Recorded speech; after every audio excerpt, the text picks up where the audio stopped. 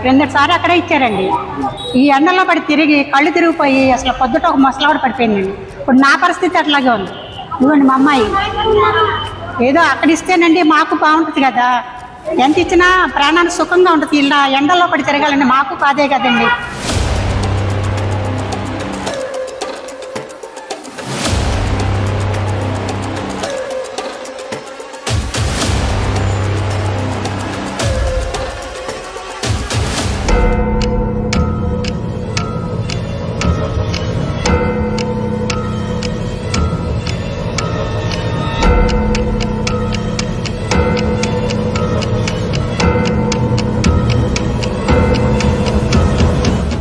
Powerful people make places powerful.